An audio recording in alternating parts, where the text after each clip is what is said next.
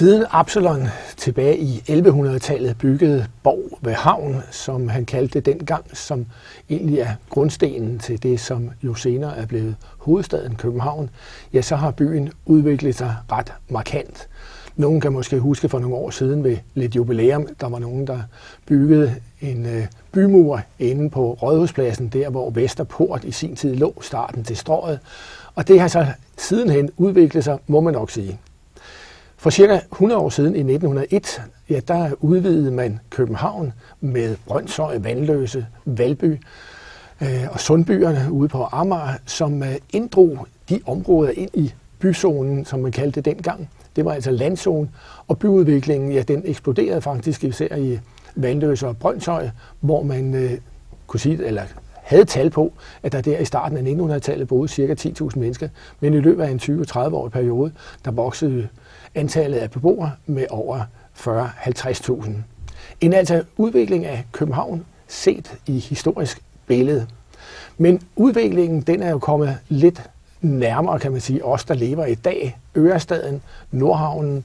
I det hele taget er der byudvikling i hovedstaden som aldrig før. Den tidligere overborgmester Jens Kramer Mikkelsen var jo glad for i sin tid, da kranerne begyndte at komme til København, at det ikke kun var den kran til bungee-jump nede i havnen, som var den eneste kran, der ragede op i København. Så man må nok sige, at de sidste 20 år er der virkelig sket noget i hovedstaden. Med her i studiet er medlem af Borgerrepræsentationen Jesper Christensen. Og med min lange indledning, så er vi lidt tilbage til det, som det skal handle lidt om i dag. Det er netop byudvikling. Man kan sige, at vi kommer også lidt ind på, om København nu kan følge med. Fordi, uden måske sammenligning, men et af de offentlige problemer er jo, at vi har fået bedre behandlingsgaranti, flere offentlige ansatte, og det har vi ikke råd til. Man kan næsten sige, København har vi råd til med den befolkningsfremvækst eller fremskrivning, der er lavet. 2011 til 2025, der skal bo cirka små 600.000 i København. Det er altså cirka 100.000 mere end i dag. Så du siger, jamen det ordner vi da sagtens. Det tror jeg faktisk godt, jeg tør sige, fordi vi har faktisk undersøgt det. Det er jo en debat, vi har haft.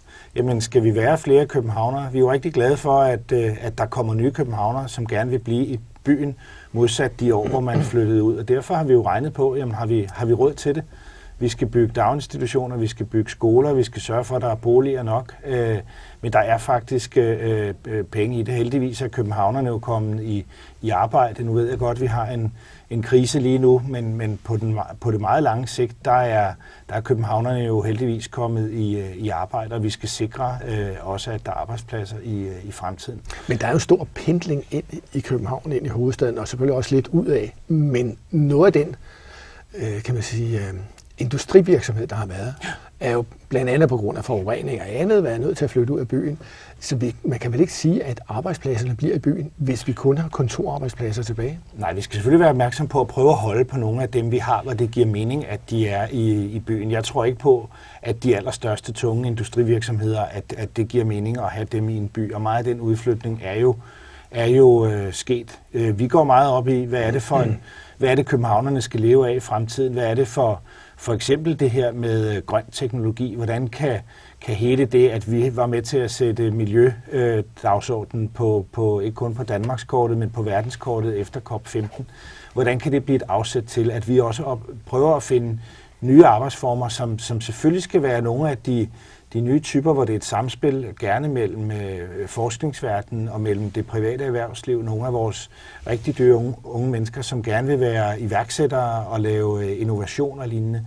Jeg tror, det vil være den type arbejdspladser, vi får flere af i København. Men umiddelbart ser det ud som om, at de områder, som man kan godt sige, måske også lidt tilbage til det, som jeg sagde i indledningen med Vanløse, Brønshøj, Sundbyerne, altså noget af Ørestaden, som vi kommer tilbage til, men hele den del af Vanløse, Brønshøj, Husum-området, kunne man vel godt måske begynde at tænke nyt en gang til?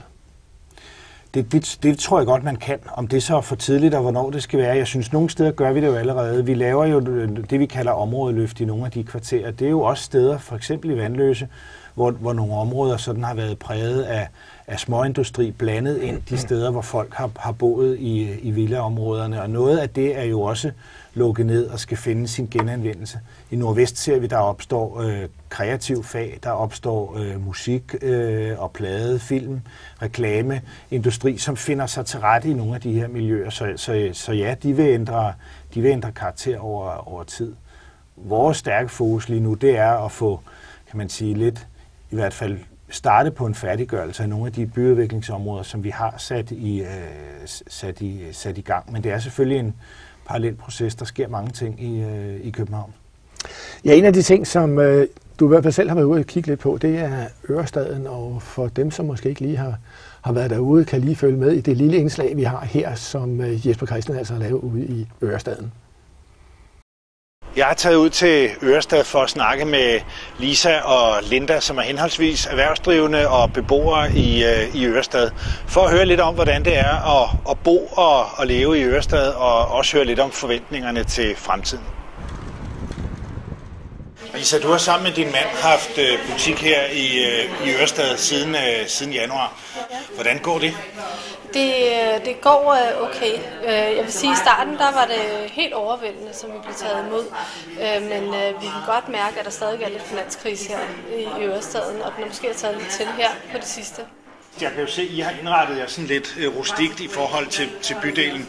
Ja. Er det noget, der har betydet noget for jer, at Ørestad er sådan meget anderledes end, kan du sige, det gamle København? Det er sådan lidt mere råt bymiljø. Er det noget, I har været tiltrukket af, da I skulle vælge at åbne butik herude? Absolut. Altså, vi kan godt lide den her form for bebyggelse, og det har det helt klart spejlet af i vores butik også. Vi bor i et nymoderne område, ikke? Og hvor vi så gør det lidt mere rene linjer, og jeg har ikke noget mod hyggelige hjørner, men ja, det er en ren stil, vi kører her, og det er helt klart afspejlet, hvordan Ørestaden er bygget op. Det bliver meget diskuteret, om der er liv nok i Ørestaden, og hvad det er, der skal til for at skabe liv. Og noget af det, jeg tror, vi alle sammen er enige om, det er, at butikker blandt andet er noget af det, der er med til at skabe liv i en by. Og I har altså tur springe ud i det og sige, at vi tror på, at der er kunder nok, og det tror I stadigvæk på? Ja, jeg tror absolut, der er kunder nok, men problemet er, at der er ikke særlig meget miljø. Der er ikke nok aktiviteter til, at man gider at færdes i Ørestaden, så man drager til andre bydele.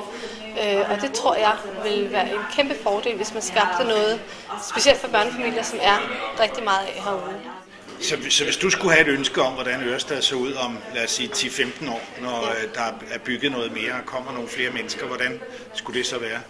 Jamen, det ville simpelthen være min store drøm, selvom jeg ikke er Ørestads beboer, kun forretningsdrivende. Det var et stort soppebassin med springvand tilhørende og en lille legeplads. Det gør altid underværker i et område.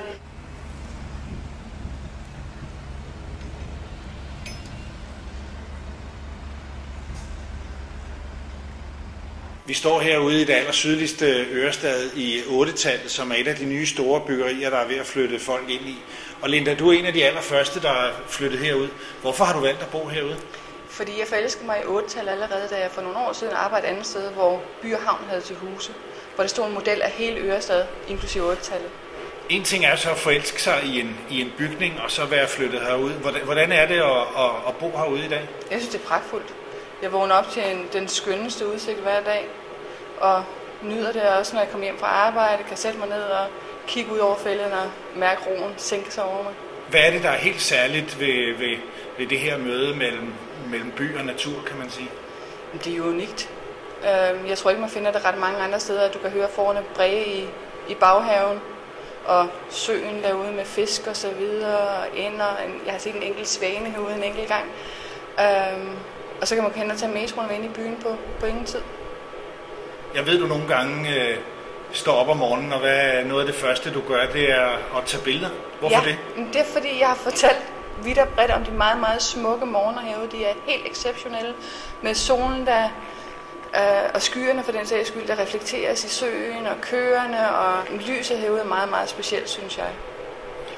Nu kan vi jo høre, at der er stadigvæk byggelarm, og hele huset er ikke færdigt, og der er langt op til de andre bebyggelser. I kommer til at bo i byrådet formentlig mange år frem endnu. Hvorfor siger man ja til sådan noget? Jamen, det var her, jeg ville bo, og sådan var det.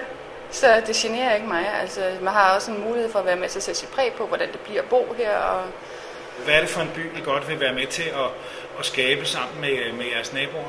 Men jeg tror, det bliver et sted, hvor der bliver et vis form for sammenhold og naboskab, og det synes jeg allerede, vi kan mærke ved, at der har været afholdt et beboermøde, hvor beboelsen blev præsenteret, og hvilke planer der var, og man kunne høre, at beboerne herude, andre end mig, går virkelig meget op i at få det til at blive et godt sted og få det til at fungere. Tak skal du have.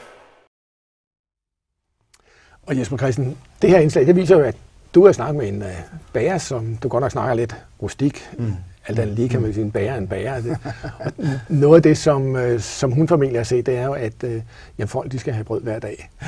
Eller i hvert fald de fleste af os. Og derude vil der opstå et marked, men det er jo ikke gået lige så hurtigt. Og det var også ligesom det, som du sagde, at nyhedsinteressen havde været der, men nu er vi ligesom ved at lande der, hvor at det bliver dagligdag. Og dagligdagen har jo været netop derude, at det er ikke gået så hurtigt med at få folk til at flytte derud, eller få solgt lejlighederne heller. Altså, byggeriet er jo gået over al forventning i den første periode. Der er solgt meget mere jord, og også bygget mere, end vi forudså på det tidspunkt. Så kommer krisen selvfølgelig og laver et stop i det her. Jeg synes, det er rigtig godt, og det var også det, jeg spurgte hende lidt til. Modigt, at nogle af de her, hvad kan vi sige, pionerer, der flytter ud i et nyt område og godt vil være en del af det. Og derfor var det rigtig rart at høre, synes jeg, at de dels var blevet taget godt imod, og at de også havde tænkt over, hvad var det for en butik, de havde. Det er jo ikke kun brød, de sælger. De har også masser af andre varer. Det er en lille café, hvor folk samtidig også kan sidde og drikke kaffe. Så de er jo nogle af dem, der er med til at skabe noget af det, som der indimellem efterlyses. Hvor bliver livet af? Hvornår kommer der liv og mennesker i Ørestad? Og hun er jo et godt eksempel på, at noget af det, der er med til at skabe liv, det er jo forretninger. Og forretninger og butikker og folk, der satser deres egne penge for at skaffe en levevej i en ny bydel, de gør det jo først, når de tror, at der er et kundegrundlag. Og det er der jo ved at være der nu. Vi ser flere og flere butikker. Jeg tror også, vi ser nogen, der vil lukke igen. Tit er det jo sådan, at det skal finde ligesom sit leje. Hvem er det, der kan finde sig til rette? Hvad er det for butikstyper, der skal være der? Ja, fordi altså, man kan se i Ørestaden på 5 minutter, som Ørestadsselskabet har på deres hjemmeside, det egentlig var planlagt, at der skulle være 60% erhverv, 20% boliger og så 20% øvrige, som kunne være teater, kulturhus og andet. Så egentlig er befolkningsunderlaget, altså de 20% boliger, er jo en lille del af hele det store område der. Så man kan vel sige, hvor bliver erhvervslivet af? Jamen, der er jo erhvervsliv. Vi kan jo se DI, der er flyttet fra Rådhuspladsen og godt nok ud i midlertidige bygninger i Ørestad.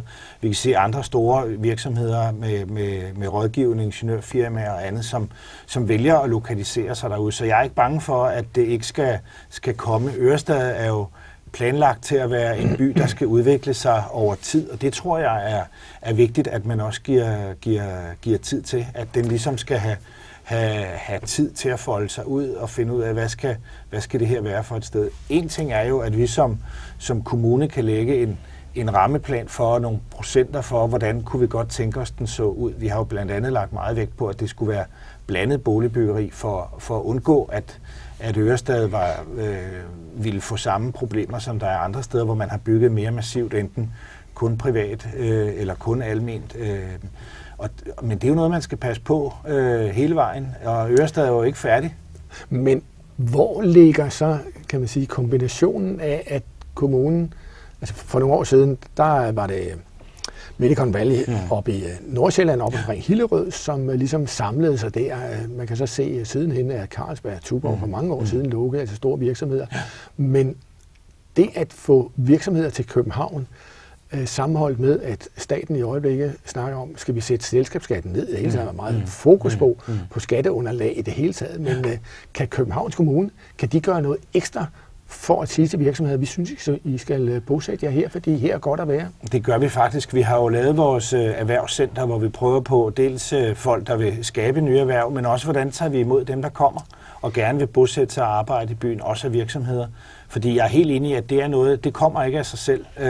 København, selvom vi scorer højt i målingerne på, at vi er verdens bedste by at leve i, og det er jeg sikker på, at noget af det, der trækker for noget af den arbejdskraft, også firma hovedsæde lokalisering, man gerne vil, Det er en del af det, men det betyder også noget, at vi har en lufthavn tæt ved, at lufthavnen i Kastrup, den klarer sig og kan få de linjer ud i verden. Det er jo en del af hele af et større internationalt, kan du sige, erhvervsliv, og der spiller globaliseringen jo en rolle, og derfor er det ikke nemt bare at få virksomheder til at slå sig ned. Det kræver, at der er rart at være, at det er en tryg by, men også at infrastrukturen virker, at det er nemt at komme omkring, og at man ikke skal igennem en papirjungle for eksempel for at slå sig ned, og det er punkter, vi er meget opmærksomme på.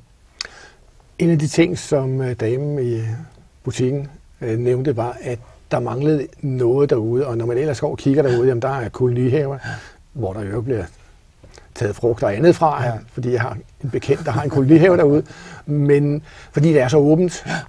Men den anden del er også, at man kan se, at der er visse områder, hvor der er lagt sådan fritidsmuligheder ind til boldspillere og på anden vis stangspring næsten. Men hun efterlyser så alligevel et bassin, et soppebassin, for at tiltrække børnefamilier og andet. Men der ligger jo en plan, for man kan jo se på stander derude, hvad det er for nogle planer, der er lavet. Er det for tidligt at revidere dem lidt? Nej, jeg tror, det er meget vigtigt i sådan et forløb hele tiden at være i god dialog med dem, der er derude, om hvad er det, de synes, der mangler. Fordi, som jeg sagde før, jeg tror ikke på, at man kan tegne en færdig by, og så lade den ligge der alene og lade folk flytte ind, og så 30 år efter går alt, som det skal. Der er nødt til, også mens folk bor der, at være en dialog om, hvordan. Og nu er de jo flyttet ind, og dem, der bor i lejlighederne og er grundejere derude, det er jo dem, der skal sørge for, at området udvikler sig. Jeg synes, det er rigtig god bud, hun har på, hvad er det, der mangler i Ørestad, for at det kan blive en god og levende bydel. Noget af det, hun også nævnte, som jeg synes, man skal passe på, det er, hvis man vil gøre noget særligt derude. Det kunne være juletræssalg ude foran butikken, må man så hænge lamper op og sådan noget. Og der er selvfølgelig nogle diskussioner med arkitekter og andet, at ser det nu pænt ud sammen med det her meget berømte prisbelønnede hus, der nu er. Og der tror jeg, man skal være åben for, at man må gå på kompromis nogle af de steder, sådan så dem, der bor der, og dem, der har deres virksomheder derude, at de lokale behov også kan tilgodeses, så det ikke bare er en færdig plan, der ikke kan laves om. Men I kan vel ikke sige til beboerne i Ørestaden, hør nu her, I har det fællesskab herude, I kan godt få lov at gøre noget her. Vil det ikke få indflydelse på, hvad nogen godt kunne tænke sig måske i andre bydele, at hvorfor skulle de have nogle andre rettigheder end andre folk, der bor andre steder? Men de har jo ikke andre rettigheder. Meget af nogle af arealerne i Ørestad er jo private, og noget er ejet af by og havn. Men vi laver jo også gårdsaneringer i København. Vi laver nye pladsdannelser, vi laver nye legepladser. Sådan skal det jo også være i Ørestad. Ørestad er jo langt fra færdig. Jeg håber, der kommer mange flere. Vi vil jo gerne have en multiarena som den ene af tingene derude, og der skal skabes mere liv og flere aktiviteter i Ørestad, og det er jeg helt sikker på, det skal nok komme. Men en af de spektakulære, kan man vel kalde det, byggerier af 8-tallet, der er blevet færdige, og folk er ved at flytte ind, som du også snakkede med fantastiske udsyn, og jeg har nu ikke selv været ude at se det endnu. Men det skulle du gøre. Men lige nøjagtigt det, at det bliver en bydel, der er værd at gå ud og kigge, bliver det en turistattraktion? Det tror jeg, det gør. Det tror jeg allerede, det er. Jeg kunne se, at Linda, som jeg snakkede med, jo siger, at hver weekend, når der er åbent hus på mange af lejlighederne, så er der jo en strøm af mennesker derude, til glæde for caféen, der ligger derude, men jo indimellem lidt voldsom trængsel. Og jeg tror på, at nogle af de meget flotte byggerier derude, det vil blive et sted, folk kommer og kigger på, og er det allerede. Og det skal man selvfølgelig vende sig til. Det var Tingbjerg også, da det var nyt. Det var Bellerhøjhusene også, da det var nyt. Så jeg tror, at det har vi jo kunnet før, og det skal vi være stolte af, at der igen er noget arkitektur i København, som folk gerne vil rejse efter. Det har der jo været. Nogle af vores store kulturinstitutioner i Indre By er jo også fantastiske, og dem kommer der også folk og kigger på. Nu nævnte du så lige Bellerhøj, så skal jeg lige huske at spørge, bliver vi ved at have en cirkusplads deroppe? Ja, det gør vi. Vi har cirkuspladsen nede på hjørnet foran politistationen. Vi flyttede den jo på et tidspunkt. Der bliver ved med at være cirkusplads. Noget af det, som jo også er med i byggeudvikling, det er, at Jagtvej, ikke alene 69, men Jagtvej 171, er et område, der ligger ude ved Vimhus Runddel. En af de steder, hvor kan man sige, frøerne, tårnet med frøerne, det blev revet ned for et par år siden, eller et års tid siden er det vel efterhånden, som var en markør på, at nu nærmer vi os Østerbro. Nu er der så kommet et nyt forslag til et af hjørnerne på Vibenhus Runddel, hvor Jagtvej 171 er det så, at der vil man bygge eller i hvert fald forslag er der, om et ret spektakulært hus. Hvordan får I, eller kan man sige Københavns Kommune, hvordan kan man give tilladelse til, at man ikke skal bygge i de her kasser? Er vi ved at komme hen til, at der skal være byrum til at lave noget anderledes? Ja, det tror jeg, vi er de steder, hvor det passer. Det er jo sådan lidt skæv grund, og den ligger jo meget markant i et stort byrum, jo, som vil forandre sig, hvor der også på de andre sider er sket noget. Så det tror jeg, lidt tværs overkommet med metroen. Nemlig, og vi får det nye klubhus over på hjørnet i Fælledparken, som jo også bliver ganske flot, ikke? Så jeg tror, der også nogle af de steder vil være plads til at kunne tænke sådan anderledes end det, vi har været vant til at se. Og jeg synes også, vi skal gøre det de steder, hvor det kan passes ind. Men igen, som vi snakkede om lidt tidligere, at det her så boliger som overvejende i hvert fald, og det er jo så for os et eller andet sted selvfølgelig fint, at folk godt vil blive boende i byen, men det gør jo også, at der bliver en trængsel af cykler og biler ind og ud af byen. Hvordan løser vi det sammenholdt med, at der altså bliver små 100.000 flere? Jamen, noget af det heldigvis, og det er med på ikke er den hele løsning, men det er selvfølgelig, at vi får kigget på den sammenhæng, der er i den kollektive trafik. Noget af det, vi kigger på nu, ikke kun fordi Cityringen kommer og selvfølgelig vil forandre noget af det her markant, men det er også, hvordan vi får skabt bedre sammenhæng mellem busser og Cityringen, og den åbner. Og det er klart, det er noget af det, der skal forberede byen på at være rustet til at kunne transportere de rigtig mange mennesker, vi er rundt i byen. Og nu nævner du cyklerne. Det er jo noget af det allervigtigste. Hvordan får vi fastholdt den meget, meget store andel af københavnere, som heldigvis cykler til og fra arbejdet. Og det er ikke kun med, hvordan får vi lavet bredere cykelstier og cykelstativer, som cyklisterne også gider at bruge, men det vil være en lang række af tiltag, der skal til for at gøre det attraktivt stadigvæk at holde københavnerne på cyklen. Og der så jeg her forleden dag, at der var faktisk flere, der begyndte at beklage sig over, at alle de her ladcykler, Christiania-cykler, som er blevet ret populære, naturligvis. Der er lidt mere sikkerhed til børn og andet, men er man efterhånden måske nødt til også at tage det op som et trafikalt område, som måske skal tilpasses lidt? Det er vi. Altså cyklerne er jo efterhånden folk. Det gode ved det, kan du sige, den individuelle transportform med cyklen, den går over og vil gerne lidt af det, bilen også kan, at du nærmest kan indrette dig i de her små ladcykler og gøre det behageligt og kan have mange ting med. Det er noget af det, vi er nødt til blandt andet i forhold til cykelstativer at tænke over, for det er jo også dyre cykler. Hvordan får vi sikret, at folk har et sted at stille dem og kan låse dem til, sådan så de ikke forsvinder. Så det er noget, vi er nødt til at tænke over. Men igen tilbage til bilerne her på Østerbro, hvor vi sidder lige i øjeblikket. Der er en masse små gader, hvor der er 10 meter gule striber. Ja. Jeg så lige med et eget område, der var parkeringsvagterne ude 6:15 i morges. Ja. Jeg tror, de fik en god fangst i det område, jeg bor i. Men kunne man også måske begynde at tænke lidt om og sige, skal det absolut være 10 meter fra hjørnerne? Kunne det ikke være 5 meter? Noget af det er jo reguleret, kan man sige, af trafiksikkerhedshensyn, og i høj grad en vurdering, jo, som blandt andet politiet er med indover. Om man kan skære en enkelt meter af, det ved jeg ikke. Der har også været debatten om, hvad var det for interne regler, parkeringen havde, fordi vi ved jo alle sammen, at hvor svært det er at bedømme, om der er 10 eller 5 meter. Jeg synes, at vi er i hvert fald nødt til at...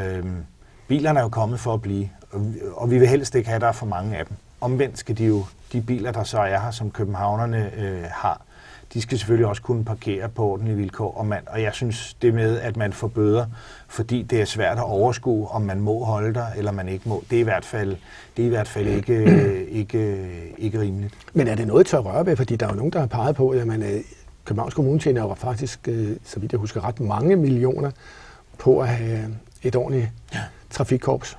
Ja, man kan sige, om vi tjener penge på det på den ene side, men vi bruger også rigtig mange penge på netop at indrette byen, sådan så har til at være. Noget af det sidste, vi har gjort for netop at skabe en by, der var rar at være i, det var jo at prøve at fjerne noget af overfladeparkeringen ned i nogle af de her nye parkeringskælder under byen. De er jo voldsomt dyre, og jeg tror, hvis man laver et regnestykke på, hvor meget bruger vi rent faktisk på at håndtere bilerne og biltrafikken, minus de penge, vi får ind i parkeringsindtægter, så er det ikke noget positivt regnestykke for kommunen. Det koster penge for kommunen at sikre, at vi alle sammen kan være her. Og vi laver jo ikke parkeringsordningen for at tjene penge. Vi laver den for at prøve at holde nogle af pendlerne ude af byen og hjælpe dem over i den kollektive trafik. En af de ting, vi lige skal nå omkring, det var et af de områder, som vi også lige nævnte i starten, Nordhavn. Man kan sige, lange linje på den sags skyld for nogle år siden, der flyttede sig Oslofærgen ud til Nordhavn. Men nu er der yderligere den gamle Nordhavn derude, hvor man også flyttede og byggede en fabrik, der man byggede Øresundsbroen. Den er ved at være åben nu til, at nu skal man begynde at fylde op og lave boliger derude op til, så vidt jeg husker, 40.000 boliger derude. Det bliver jo også et voldsomt projekt at ikke alene at få folk til og fra, men også hele byrummet til at passe sammen. Ja. Jamen det er jo også en meget, meget lang plan, som først nu er i sin spæde start. Du kan sige, der har været arkitektkonkurrence om den overordnede plan, og der sker jo lidt i området med FN-byen og noget på den indre del af det. Men hele det nordre havneområde, det bliver en helt ny bydel en gang om mange år. Og det er rigtigt. Altså noget af det, vi også der skal kunne håndtere, hvor Nordhavnsvejen jo er en del af løsningen, om end det er en kompliceret sag, så skal vi jo have bilerne kunne komme til og fra Nordhavnen, før det giver mening at udvikle området. Men jeg håber selvfølgelig også, at vi får noget ordentligt kollektiv trafik derud. Om det lykkes at få metro eller andet rigtig højklasse, det må vi jo se. Men det synes jeg, at man skal anstrenge sig rigtig meget for at få. Her vil jeg sige tak til Jesper Christensen, medlem af Borgerrepræsentationen for Socialdemokraterne, altså en dialog her omkring byudviklingen i København. Hvis du både vil deltage i debatten, men også følge med i, hvad der sker, ja, så kan man altså gå ind på både Københavns Kommunes egen hjemmeside, men også By og Havn er med på at orientere, og Ørestaden selvfølgelig også orientere om, hvad er det, de går og laver, og der kan man se meget mere. Tak for nu.